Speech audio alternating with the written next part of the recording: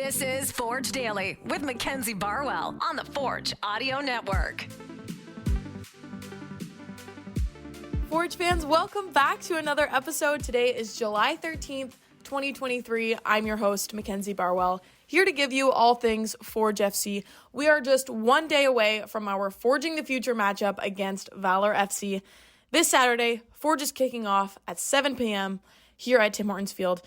And we've got a few special guests helping us out with game day operations. Yesterday, I met my co-host, Alessandro, who is just 7 years old, and honestly, he might steal my job, so if you are here, just keep an eye out for him.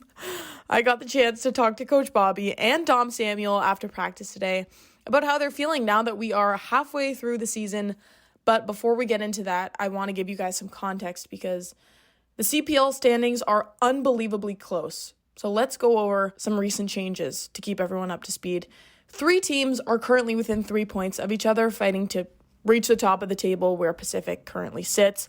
We've got Forge in second with 22 points, Cavalry not far behind in third with 21, and then York in fourth with 20.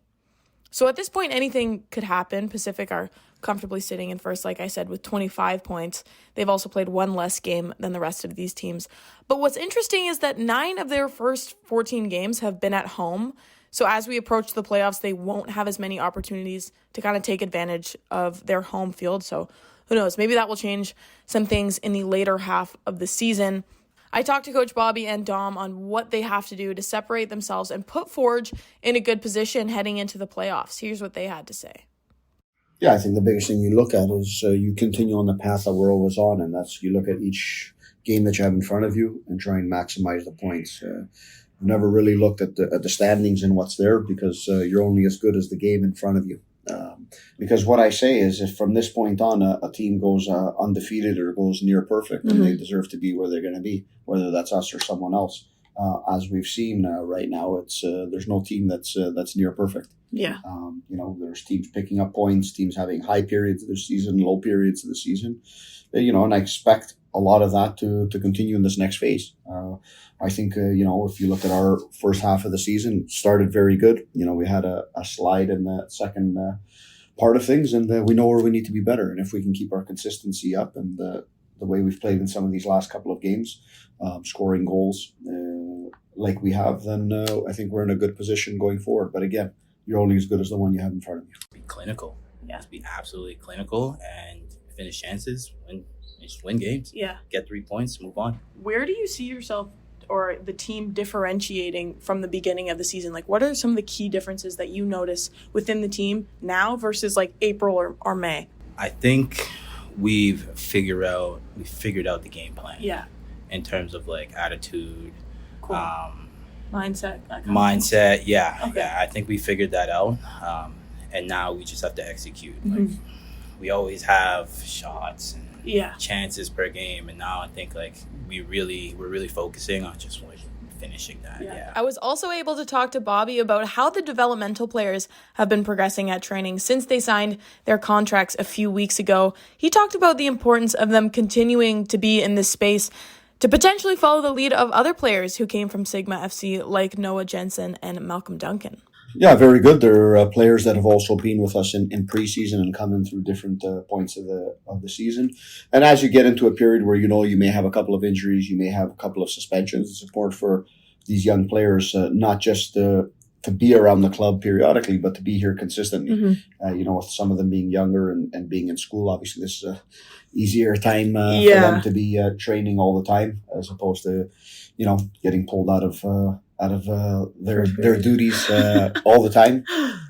So they've consistently been with us now for the last 3 weeks, and they're doing an excellent job. These are young guys that have a promising future, and it only helps them to be in this environment, and it helps us as well. So with a developmental contract, do they take some time off going into the fall? Well, it all depends on the needs that we have and where they are. So we have a guy like Daniel Furyk, who's an excellent young player, but come August he'll be heading to the University of Akron.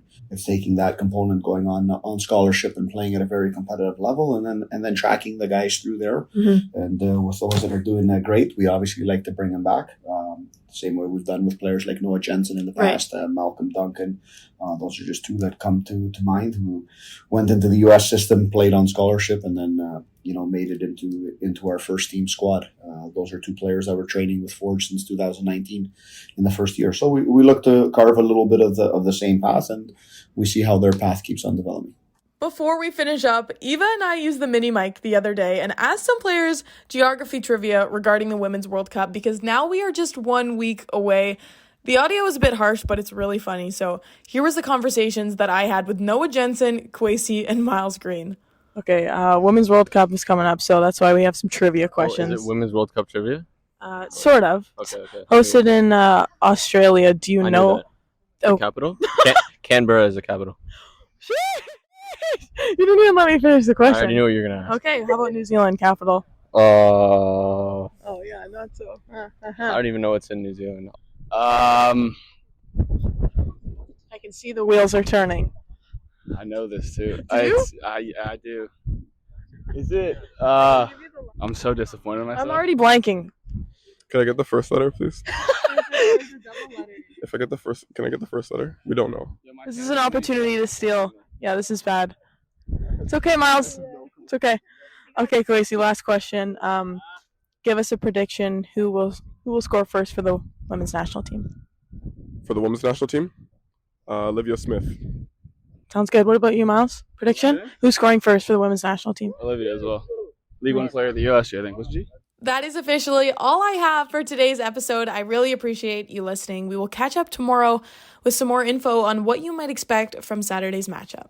This has been Forge Daily with Mackenzie Barwell. If you like what you heard, please like, follow, subscribe, comment, and share. Okay, last thing. Your training sessions start at 9:30 now because the Ticats aren't practicing. Do you prefer the earlier time slot? Because I know you wake up at the crack of dawn. So what's your take on that? For me, I'm pretty good. Either way, it's whatever's a little bit more comfortable for the players. So we had the option with the Ticats away. What's interesting, they didn't want it later in the day. Really? No. They said 9:30 start. Yeah. Did you give them the option? Yes. Give them the option. Why didn't I get the option? something we always talk about with the leadership group and see what they want. And they said, yeah, we'd like to start a little bit later in the day, but not too later in the day. So there you go. That's where we are at 9:30.